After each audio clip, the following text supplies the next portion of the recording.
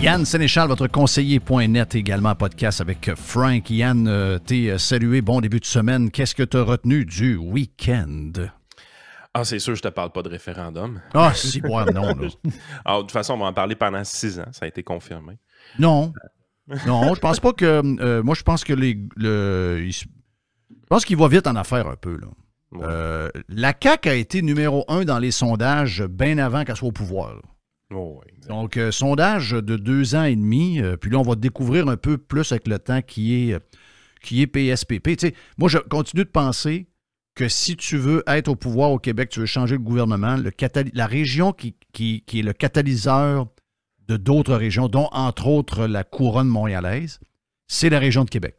Okay. Et si la région de Québec, tu y craches d'en face sur l'histoire du troisième lien, puis que tu changes d'idée à tous les 2 jours, puis que tu les ridiculises alors que 60 à 70% des gens veulent un troisième lien, je veux dire de quoi tu ne feras pas élire personne en Beauce, personne sur la Rive-Sud de Québec, personne à Québec, personne à Port-Neuf, personne, ça n'arrivera pas. Oh non, t'as raison, puis on fait de l'arithmétique un peu simpliste du côté des péquistes. Là. À un moment donné, c'est genre, calmez-vous le pays un peu. Là. On n'est pas là. On n'est pas là. Le pays du CHSLD, là. Ouais. L'élection de la dernière chance, c'est le référendum de la dernière chance. Tout. Il y a beaucoup de choses. Tu sais, il y a beaucoup de... On a énormément de défis. Tu sais, quand t'es rendu qu'un couple qui a... Tu sais, moi, j'ai des sœurs qui sont des jumelles. Et ma sœur qui n'est pas jumelle a eu des jumelles. OK? Donc, je sais c'est quoi un peu patente. Puis, surtout que les jumelles sont arrivées quand j'avais 13 ans, donc j'étais assez mature et vieux pour voir la patente. Des caisses de lait en Falac en rentraient, là. Là, quand t'es rendu que nourrir 2 bébés quand t'as des jumelles ou jumeaux, c'est 500 $ par mois. Je vais te dire une affaire, là, la liste des priorités du monde en ce moment... elle change. Elle change en griffe, là. Et puis, il y a un tableau qui a été publié en fin de semaine. Je ne sais pas où j'ai pogné ça, mais j'ai trouvé ça vraiment impressionnant, les chiffres, puis ce qu'on retrouve à l'intérieur. C'est le PIB par habitant au Canada, aux États-Unis, et là, on parle du PIB réel. Donc, on enlève dans la croissance économique... Peux-tu expliquer aux gens c'est quoi le PIB? Le GDP en anglais, là? GDP. Écoute, c'est tout ce qui est produit, autant par le public que le privé. Là. C'est vraiment... tout l'argent qui est brassé au complet. Exactement. C'est la grosseur de l'économie. Avant ça, on utilisait le PNB il y a peut-être 30-40 ans. Là, mais on a switché au PIB. C'est technique un peu. Mais grosso modo, si on vous le simplifie, là, plus ton PIB est élevé, plus ton économie elle brasse beaucoup d'argent. C'est gros. C'est une grosse économie. Fait qu'on regarde, à partir de 2015, la croissance du PIB réel par habitant. Fait qu'on enlève, parce que le PIB, lui, il grossit tout le temps, mais il y a 3 facteurs qui sont vraiment importants. La croissance de la population, la croissance de la masse monétaire, l'inflation, puis évidemment, la croissance économique, donc l'activité, la productivité, ainsi de suite. C'est sûr que si ton PIB augmente, mais c'est juste parce que tu as ajouté du monde, tu n'es pas plus riche. Non. Si ton PIB augmente parce que tu as augmenté ta masse monétaire, tu n'es pas plus riche. Tu veux que ton PIB augmente indifféremment de ces 2 facteurs. Par la productivité, des investissements des compagnies privées, soit des investissements étrangers, etc., avec des bonnes jobs, de la création de richesse, dans le sens que ces entreprises-là produisent de quoi, ils exportent, ils rendent du nouvel argent, etc., etc. Fait que quand ton PIB réel par habitant est en hausse, ça veut dire que le niveau de vie des gens est en hausse, tout simplement, en moyenne. Donc, peut-être que c'est un peu plus les riches qui en profitent, peut-être que c'est un petit peu plus les pauvres qui en profitent, peu importe, ça dépend de l'inégalité ou peu importe. Mais l'idée générale, c'est que les gens sont en train de s'enrichir. Si tu pars en 2015, tu établis la valeur de 100 pour le Canada puis de 100 pour les États-Unis. Donc, tu veux vraiment regarder la différence des 2 pays à partir de 2015. Ce que tu te rends compte, c'est de 2015 à 2017, le Canada et les États-Unis se suivent un peu dans cette croissance économique-là. À partir de 2017, le Canada a une croissance beaucoup plus lente que celle des États-Unis. Arrive évidemment la pandémie en 2020 et tu es dans une position où est-ce que là, les 2 économies crashent. Logique, c'est normal, on l'a fermé, l'économie. Là, on a une reprise économique par après, une reprise économique très forte aux États-Unis, puis au Canada qui semble vouloir suivre celle des Américains et à un moment donné finit par ralentir. et finit par décroître. OK? C'est récent, là, de ce que tu parles, là. Mettons, 2021, on commence à voir le plafonnement, puis dès 2022, on voit la décroissance. Parce qu'on sait que le PIB a reculé au Canada vers la fin de 2023. Mais ça, c'est le PIB nominal, c'est le PIB, c'est pas le PIB par habitant. Fait que, tu sais, il y avait de la croissance économique, mais majoritairement soutenue par la croissance de la démographie, la croissance de la population qui vient principalement de l'immigration. Donc, on additionnait du monde, fait qu'on réussissait à avoir une croissance économique en additionnant du monde.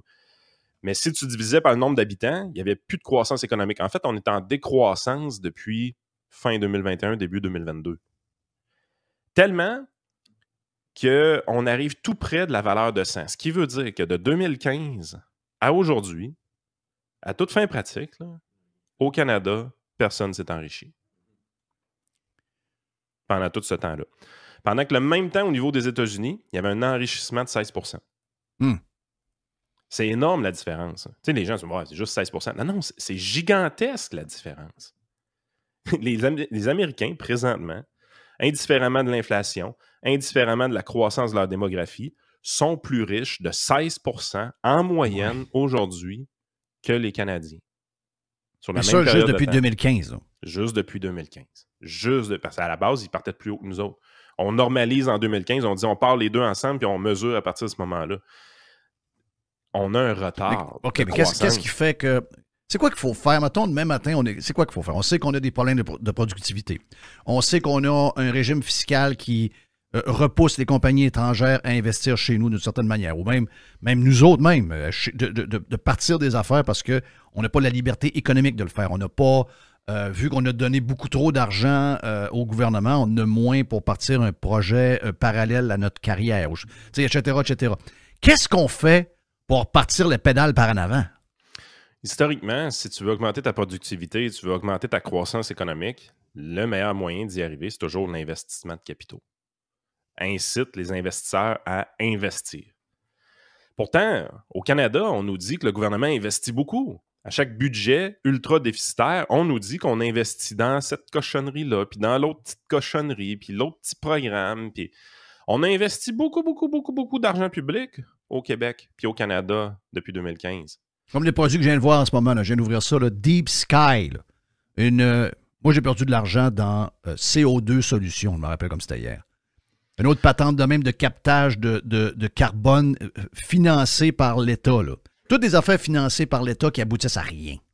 Puis tu as aussi le volet qu'on envoie beaucoup d'argent, des chèques. Je veux dire, la machine distributrice des chèques qui est Justin Trudeau puis Chrystia Freeland, je veux dire, c'est rendu scandaleux. Là. Je veux dire, même Fitzgibbon a l'air d'un enfant de cœur à côté d'eux autres. Là. Eux autres, ils envoient des chèques aux familles. Ils envoient des chèques. Jack Mitt, on envoie le chèque à qui le prochain pour que tu continues à voter pour nous autres? Envoie des chèques à telle personne. Parfait. Envoie les Autochtones, c'est à votre tour. Vous avez votre chèque. T'sais.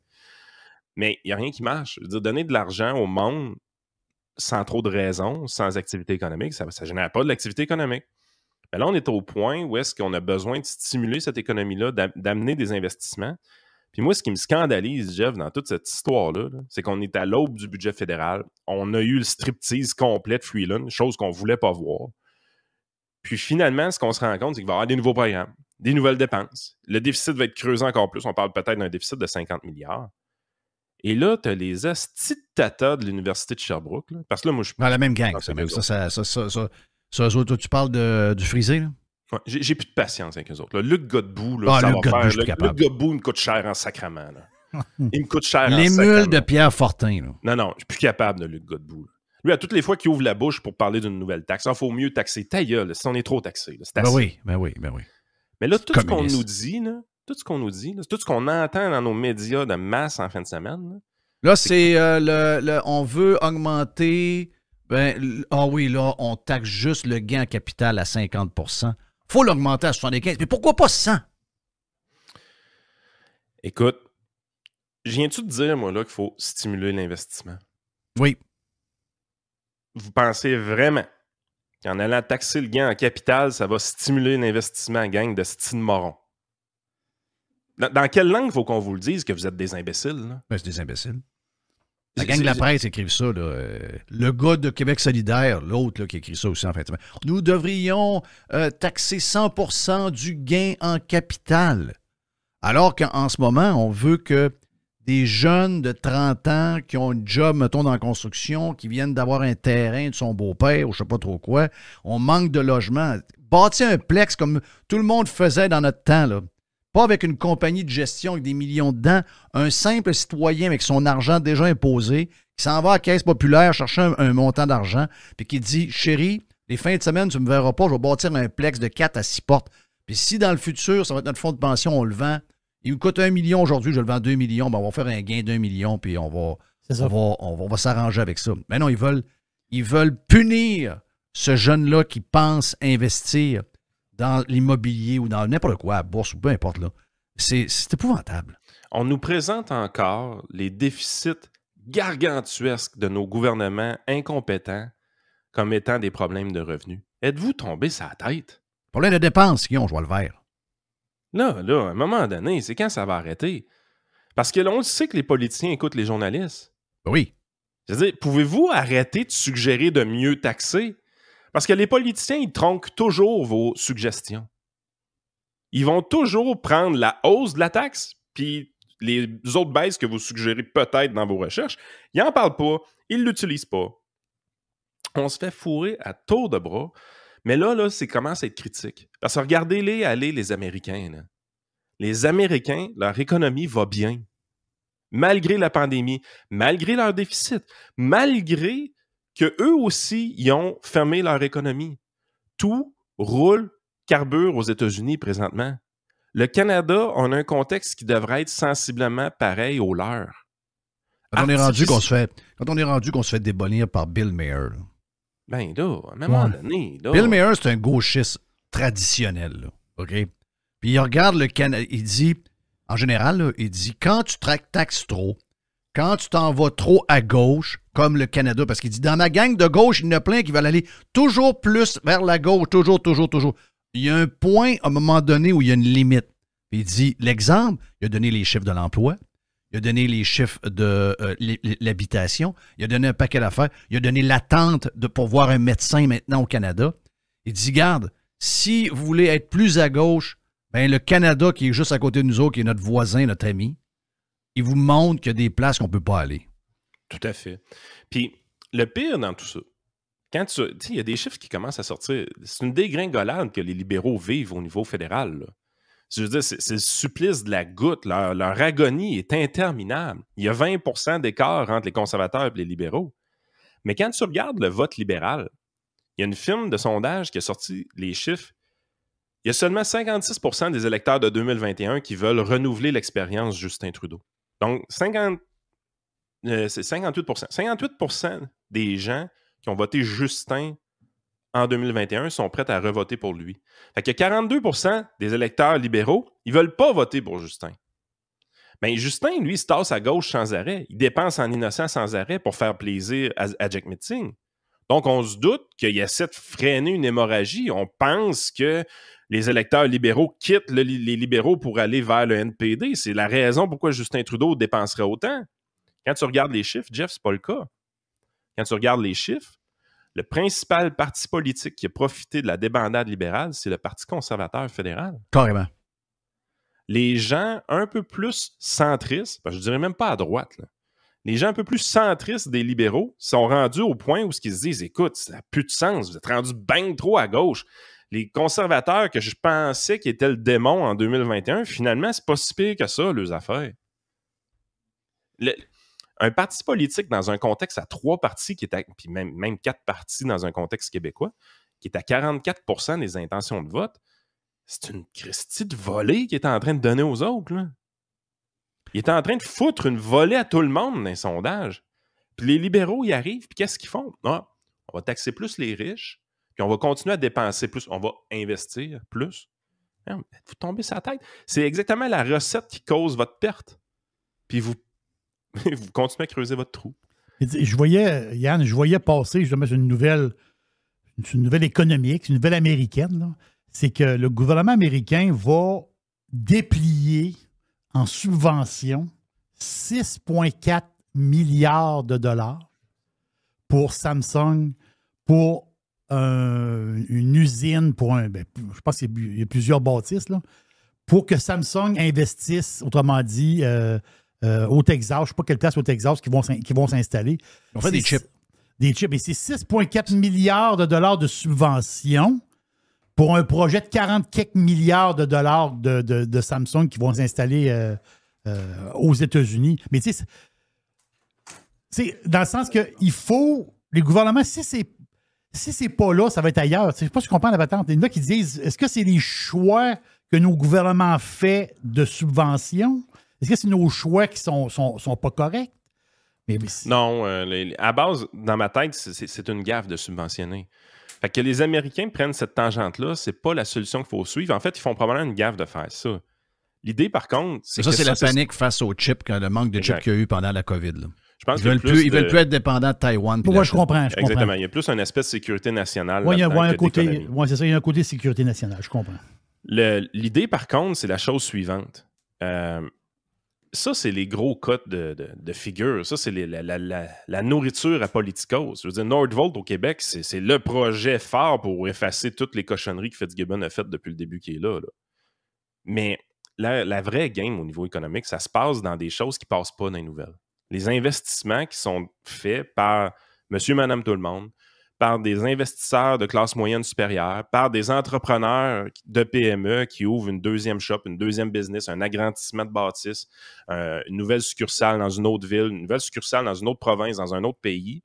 Ça passe pas dans les nouvelles, ces affaires-là. Mais à un moment donné, si un entrepreneur, ce qui le motive et qui le garde en vie au niveau de la motivation, parce que, gardez une chose en tête, la journée que tu as ramassé une valeur de 4, mettons 5 millions de dollars, là, ton entreprise vaut plus que ça. Là. Quand tu vas vendre ton entreprise, l'argent que tu vas avoir, c'est pas toi qui vas dépenser. Peut-être quelqu'un d'autre. Un de tes héritiers, ça va être une œuvre de charité ou peu importe. Là. Les gens qui finissent avec des grosses sommes d'argent maintenant, même si tu veux essayer de dépenser 5 millions par année, tu ne seras jamais capable. Exact. Fait qu'à un moment donné, l'entrepreneur, pourquoi il continue de travailler, pourquoi il continue d'être motivé, c'est qu'il essaie de créer un leg, il essaie de monter une œuvre de charité, il essaie de sécuriser l'avenir de sa famille, de ses générations, peu importe ce qui le motive. Une chose qui est sûre, quelque chose qui ne le motivera jamais, c'est de lui dire « Hey, by the way, quand tu vas vendre ton entreprise, m'a taxé comme un cochon. » Ça, là, en quoi vous voulez que ça le motive? À quoi tu t'attends du budget? Parce qu'on entend toutes sortes de rumeurs. On entend des rumeurs. Bon, ça fait des années. Et parlez avec n'importe quel fiscaliste, n'importe quel bon bureau de comptable va vous dire ouais, les gains capitaux sont à 50%, mais on sait bien qu'à un moment donné, ils vont y aller à 75%. Parce que ça, c'est une question. C'est pas de savoir si ça va se faire ou non, c'est de savoir juste quand ils vont le faire. L'autre affaire, c'est. On parle de TPS de 1% de plus. Parce que jamais, comme tu dis, c'est jamais dans les. Puis, écoute, je lisais la presse. Il suggère que le titre, c'est « Êtes-vous prêt à des hausses d'impôts? » Donc, en plus des hausses d'impôts. Je veux dire, on s'en va. Jamais ça parle de remettre les dépenses à l'ordre. Ils ont engagé quand même 100 000 employés là, en quelques années. Le gouvernement de 100 000 employés, je vais le faire. Et personne ne se pose une question. C'est un problème de... J'en ai parlé sur le Prime, on en a parlé sur le live. Ma fille, ma plus jeune, qui a 19 ans, travaille comme une déchaînée. A fait un revenu extraordinaire. Quand le bureau de comptable a appelé jeudi pour me dire le montant d'impôt que j'avais dit de faire attention, là, j'ai dit, bon là, tu as un montant X à payer qui est censé plusieurs milliers de dollars. Elle s'est écrasée. Elle a dit, hein? Mais tu sais, elle a compris, elle a dit, ma fille prend pas un coup, elle prend pas de drogue. Ma fille a dit, j'ai un problème de consommation d'Amazon. C'est la première fois qu'il a passé par la tête, elle a dit, j'espère que vous n'êtes pas déçus de moi, mais je pense que j'ai regardé mon compte, là, mon paiement d'impôts. Il va falloir que je me responsabilise, puis il va falloir que je me discipline. J'ai un problème. C'est la première fois qu'elle m'a dit, qu'elle a dit à sa mère. Elle n'avait pas un problème de revenus. Elle n'a jamais dit qu'elle avait un problème de revenus. Elle a dit, j'ai un problème de dépenses. Parce qu'effectivement, ça m'avait dit qu'elle avait un problème de revenus. J'aurais dit, non. Il y a peu de monde qui font le montant que tu as fait à 19 ans. Là. En fait, il n'y en a pas. Donc, c'est un problème de dépenses que tu as. Mais c'est ça qu'il y a eu dans la tête. Jamais un gouvernement fait ça. Ben. Jamais un politicien pense à ça en premier. Jamais. Puis, à un moment donné, c'est qu'ils nuisent. Je veux dire, jamais dans l'histoire du Canada, on s'est endetté aussi rapidement. Jamais on a fait autant d'investissements. on n'a aucun enrichissement pour le Canadien moyen. En 10 ans de Justin Trudeau, de 2015 à 2024, là, quasiment 10 ans, là, Zéro. vous n'êtes pas plus riche. En moyenne. Ça s'appelle quoi, ça? Est-ce que tu penses que Poilievre a... Est-ce qu'il... Parce qu'il va y avoir un mess, comme on dit en anglais. Là, il va y avoir des dégâts de fait. Là. Bon, donc là, il va être en train de réparer un paquet de dégâts. Est-ce qu'ils vont être capables, dans une fenêtre assez petite, de ramener à patente, ou ça va être un long processus, puis finalement, ils vont tellement avoir l'air à du monde qui sont en train de ramasser à sous que jamais ils vont nous faire rêver. Puis une fois qu'ils auront fini, dans 8 ans, on va les mettre dehors pour mettre un autre libéral pareil? Écoute, honnêtement, je ne suis pas tout à fait de cette école de pensée-là parce que tu as raison, le bordel va être gigantesque. La bonne nouvelle, c'est qu'au Canada, notre système britannique permet beaucoup de marge de manœuvre à un politicien qui a une canisse de courage un peu plus grosse que celle de Legault. Dans le sens que, tu sais, première chose que Justin Trudeau a fait quand il est arrivé au pouvoir, il a tout défait ce qu'Harper avait fait. Oui, ça a pris même pas 3 mois. C'était réglé. Bing, bang, boum. Honnêtement, c'est faisable. Plus le mandat à Pierre Poilievre va être clair, mieux que ça va être. C'est une des raisons pourquoi les Québécois devraient essayer de participer un peu à l'élection fédérale. Là. Arrêter de voter pour le Bloc et de dire, OK, il y a un enjeu ici. Là. Parce que si Poilievre a les coups des franches, parce que Poilievre va faire comme tous les autres. Là. Au bout de 10 ans, il va être usé, puis éventuellement, il va être dû pour être changé. Ça, c'est sûr. Jamais dans 100 ans, par contre, on a eu droit à Justin Trudeau si on n'avait pas eu une bonne gestion de Harper. C'est un peu ça qui est insultant. C'est qu'à un moment donné, quand tu as une bonne gestion gouvernementale, comme Stephen Harper a fait, tu viens à un niveau de confort économique tellement grand que tu te payes un party. Tu te payes un party en pensant qu'il y a plein de choses gratis qui peuvent être disponibles. Fait qu'on t'amène un Justin Trudeau. T'sais. Puis là, on menace le pays de décote tranquillement. Parce que ça, c'est aussi le filigrane en arrière de toute cette histoire de budget-là. Là. Il y a une décote canadienne qui s'en vient, qui est assez évidente. Tu as 3 décotes au BC dans les 3 dernières années. Là. Oui. On est vraiment sur le bord de la décote de notre côté. Tu sais que ça veut dire ça pour le monde, la décote, ça veut dire quoi? Ça veut dire que l'argent va coûter plus cher à emprunter? Pas pour les gens, mais pour le gouvernement. Le service de la dette va augmenter définitivement. Il y a moins de gens qui vont être intéressés à acheter notre dette, donc il va falloir offrir un taux d'intérêt un petit peu plus élevé pour être capable d'emprunter. Fait puis, tu sais, le gouvernement fédéral est garant de la dette des provinces, qui, eux, sont garants des dettes des municipalités. C'est un effet domino. Là. Ça a de l'impact partout, cette affaire-là. Fait qu'on est vraiment dans une situation où est-ce que le Canada est dû pour un grand ménage. Heureusement, on est au Canada. Heureusement, on est dans une démocratie de type monarchie britannique. Si on était de type un peu plus républicaine comme aux États-Unis, ce serait beaucoup plus difficile pour Poilievre d'avoir une marge de manœuvre. Il faudrait qu'il y ait le Sénat avec lui. Il faudrait qu'il y ait la Chambre des représentants avec lui pour peut-être 2 ans que ça va bien. Un peu comme Trump. Trump a eu vraiment 2 ans qu'il pouvait gouverner facilement. Tout est compliqué aux États-Unis. Au Canada, c'est facile. T'es pratiquement un tyran. Oui, aux États, il y a un côté safe au check and balance, mais en même temps, il y a un côté où la réforme est quasiment impossible. Totalement. Fait qu'au Canada, on n'a pas ça. La bonne nouvelle, c'est que c'est pas Erin O'Toole. La bonne nouvelle, c'est que c'est pas Andrew Scheer. On a réellement quelqu'un qui a le goût de laisser sa marque puis qui a le goût d'amener le Canada dans la performance puis qui a une connaissance économique de la chose qui est quand même plus grande que la moyenne des députés, généralement. Ouais. Fait que c'est pour ça que c'est facile de s'encourager pareil. C'est juste qu'à un moment donné, le temps commence à être long. Là. 2025, on a tout out. À un moment donné, ça va faire. Est-ce que tu penses qu'au niveau de l'habitation, il est capable de pousser les villes, s'ils veulent avoir leur programme d'infrastructure quelconque, etc., d'accélérer? Parce qu'à chaque fois que, regarde, j'en ai vu un tantôt, là. Je ne sais pas quel village, là, mais bon, ils veulent faire un développement de 300 maisons. Je pense que c'est Saint-Isidore. C'est à Saint-Isidore. Saint-Isidore, c'est... Christophe, c'est pas loin de Québec. Ils vont prendre des terres agricoles, ils vont monter 300 maisons, mais là, il y a... Ah, ben là, on veut pas les terres agricoles. OK, ouais, OK. Moi, je suis pas contre le système de compensation, que si, mettons, tu prends un bout de terre agricole, ben tu vas en défricher quelque part ailleurs pour essayer de combler. Si vraiment sont toutes utilisées comme elles devraient être utilisées, là, ça, c'est un bout que je connais pas. Mais, tu sais, à chaque fois que quelqu'un veut développer puis qu'on veut avoir du terrain quelque part, c'est toujours non. Après ça, les gens seulement, comment ça que ma maison maintenant coûte que ça 80 000? Ben, sacrément, on ne bâtit pas de maison pour le nombre de monde qui rentre. Il manque de portes, donc l'offre et la demande, le système est fucké. Est-ce que tu penses qu'il est capable de... Parce qu'il y a beaucoup d'affaires, là, tu sais. Il y a des réformes provinciales au niveau de la construction, il y a des histoires de terrain, il y a des histoires de permis. Hey, avant de remettre ça douette, je ne sais pas si on va être capable d'offrir à nos enfants, tes enfants qui vont vieillir à un moment donné, s'ils vont être capables d'avoir une maison en bas du $1 million, si on regarde le trend qu'on a depuis 40 ans, là, est-ce que c'est nos enfants dans 10 ans, 15 ans, une maison moyenne sera 700 000 $800 000?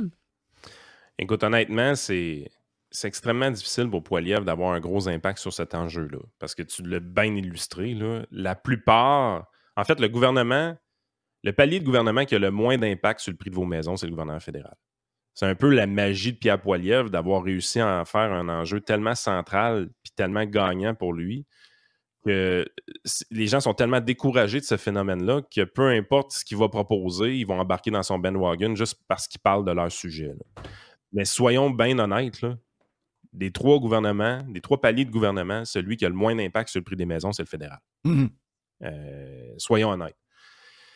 Il peut inciter des changements. Fait que si, effectivement, il embarque dans un programme qui va inciter des municipalités à changer des choses pour avoir plus de subventions fédérales, des choses comme ça, il peut avoir un impact de cette façon-là. Je pense que ça va avoir un certain impact. Ça va donner un guidance, ça va donner une direction à prendre pour bien des municipalités. Il y en a d'autres que des villes qui vont s'entêter, comme Montréal et Québec, je pense qu'ils vont s'entêter à faire des cochonneries qui ne marchent pas. Mais son impact va être quand même mitigé de ce côté-là. Il faut vraiment, vraiment être honnête. La seule chose qu'on peut espérer, c'est qu'il y ait une contagion au niveau provincial sur ce dossier-là. Un grand réveil de la CAQ. Parce que, t'as peu, justement, la gang à Québec, là, le gouvernement provincial, dans lequel probablement, lui, il repose beaucoup de choses sur ses épaules. La construction, le dézonage, les terrains. Tu sais, moi, l'histoire des terrains protégés par la CPTAQ, il n'y a jamais eu d'agriculture. Ça, c'est les premiers terrains qui devraient sauter, puis vite pour ça. Donc, mais ça semble pas un sujet parlé par Legault et la CAQ. Zéro, cette affaire-là. Puis à un moment donné, il y a des histoires qu'on oublie de raconter. T'sais, on nous dit vraiment que les problèmes de maison, c'est Vancouver, Toronto, Montréal, les grosses villes, c'est tough, manque de place. C'est dur de parler de manque de place à Québec, on s'entend. Là. Très difficile d'aller de ce côté-là. Mais on oublie tout le temps pourquoi il y a des grosses villes canadiennes qu'on passe par-dessus rapidement. Genre Calgary. Puis Edmonton. Oui. Parce qu'il n'y a pas de problème de logement. Là. Parce que ils ont une vision un peu plus texane puis floridienne de comment on développe des maisons. Il y a une demande, go. Ouais. Amène le bulldozer puis ouvre les terrains. Pourtant, c'est des places que l'agriculture est vachement importante d'un point de vue sécurité alimentaire canadienne. Vraiment? L'agriculture est vachement importante en Alberta. Ensuite de ça, l'autre point, il y a une migration interprovinciale positive dans cette province-là. Une des seules provinces canadiennes qui a une migration interprovinciale positive. Nous autres, la nôtre est négative depuis 1972. À chaque année, il y a plus de gens qui quittent le Québec pour une autre province canadienne qu'il y en a d'une autre province qui viennent chez nous. Ben, en Alberta, sans même parler d'immigration internationale, ils ont plus de gens que partout ailleurs qui rentrent dans leur province pour aller travailler là. Donc, ils ont un flot de migrants interprovinciaux très important. Ils ont aussi un flot d'immigrants internationaux important, plus grand que celui du Québec, by the way. Ben, pas en termes de nombre, mais en termes par rapport à la population, en pourcentage. Fait que là, t'es là, comment ça, ils n'ont pas de problème de logement, eux autres? Mm-hmm. C'est qui va en parler à un moment donné qu'on a une province canadienne riche, la plus riche au pays, qui a un secteur pétrolier qui est très, très, très dynamique, qui reçoit beaucoup de migration interprovinciale, beaucoup de migration internationale, puis que le prix des logements n'est pas si pire que ça. Par rapport à leur richesse, c'est encore plus une joke. Ben oui. C'est quand est-ce qu'on va en parler? On n'en parlera pas. On n'en parle jamais. Ils ne veulent pas en parler. Il a le bug. Ils veulent parler de Vancouver, ils veulent parler de Toronto, puis quand ils regardent Vancouver et Toronto, ils disent « Ah, ben Montréal, c'est pas si pire. Ah, à Québec, c'est pas si pire. » Écoute bien, là. J'ai vu, je ne sais pas si vous avez vu le tableau, là, mais les différentes régions, on peut regarder Montréal, Québec, mais si vous regardez Trois-Rivières, Sherbrooke, Saguenay, tous ces endroits-là, c'est les endroits depuis quelques années où les maisons ont doublé, là. La maison de 180 000 est à 360 000, là. Oui. Ah, ça, même en Gaspésie, là, je veux dire, il y a du monde que j'ai rencontré récemment, il me disait, écoute, historiquement, les maisons étaient entre 40 et 80 000. C'est une région qui se vidait. Oui. Mais là, ces mêmes maisons-là, on parle de 250. Exact. Parce qu'il est Parce arrivé qu'avec le plein de... télétravail et les retraites, on s'est ramassé dans une disposition où est-ce qu'il y a des gens qui étaient peut-être un peu serrés financièrement ou qu'il y avait un salaire de la ville qui pouvait aller gagner ailleurs maintenant. Puis il y a un retour aux régions qui se fait pour les retraités puis les travailleurs en télétravail. Puis c'est un move qui était payant, qui devient de moins en moins payant parce que finalement, là, les maisons commencent à se trader aussi à des prix de fou. Et on souhaite en plus, finir là-dessus, on souhaite pas de guerre avec l'Iran, Israël, les Américains qui embarquent là-dedans, la Russie qui embarque de l'autre bord avec la Chine, etc. Tout pour faire monter le baril de pétrole à 125, 130 piastres. Et là, on a zéro jeu pour ça en ce moment. Là. Il y a 0, 0, 0. Là. Je suis 100% d'accord. Puis le bug qu'on a, c'est que là, il y a une tendance qui se dessine. Les pays belligérants testent le bonhomme. Oui, oui. Biden se fait tester. Oui. Et ça va pas dans la direction qu'on veut. À un moment donné, rappelez-vous, sous Trump, là, Israël puis Gaza, puis les Palestiniens, ça se parlait. Bon, il n'y avait rien de réglé. Là. Ça se parlait. Ça se tapait pas dessus. Ça se parlait. Les deux Corées se parlaient. Poutine était tranquille. Oui. L'Iran avait essayé de fucker le chien puis il a fait pipi gazette dans le temps de le dire. Tandis que Biden lui a donné 6 milliards à l'Iran qui se sont servis pour acheter des drones. Ouais. Je veux dire, ça, honnêtement, normalement, la prochaine élection américaine devrait être sur l'enjeu de la politique internationale. C'est sûr. Ça va être beaucoup ça. Normalement, c'est pas le cas. Normalement, la politique intérieure est super importante, mais là, on a un enjeu de politique internationale. Le bonhomme se fait tester, puis sa réaction ne déterre absolument pas les opposants présentement à se calmer.